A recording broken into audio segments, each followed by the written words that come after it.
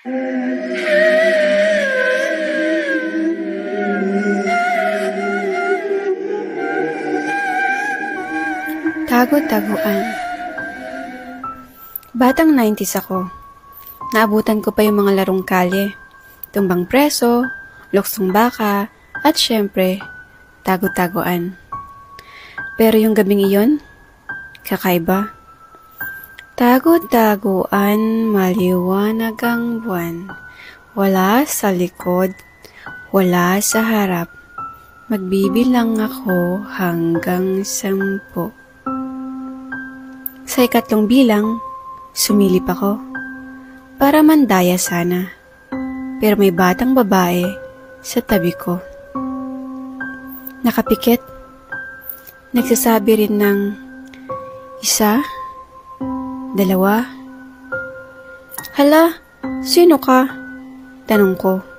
Nagulat. Napatingin ang mga kalaro ko sa amin. Ako si Luna, sagot niya. Gusto mo bang sumali? Tanong ko. Tumango naman siya. Bilang bagong sali, siya ang piniling maging taya. Ikaw nang taya ha, sabi namin. Tumakbo na kami.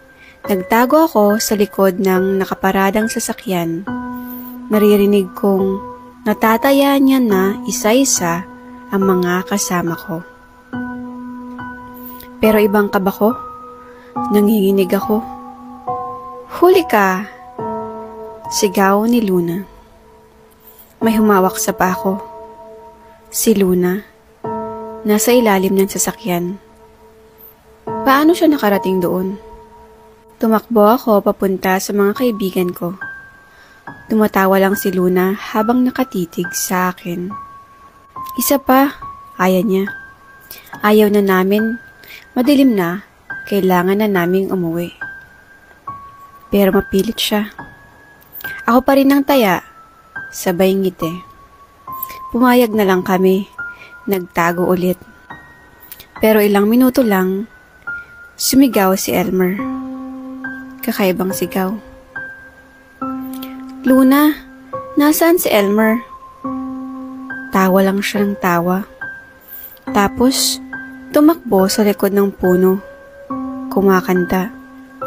Tago-taguan, maliwanag ang buwan. Pagtingin namin, wala na siya sa likod ng puno. Kaya umuwi na kaming lahat. 9:00 ng gabi, kumakatok ang nanay ni Elmer. Hindi pa raw siya umuwi. At iyon na ang huling araw na nakita namin siya. Dilim ng gabi, ako'y naglalakad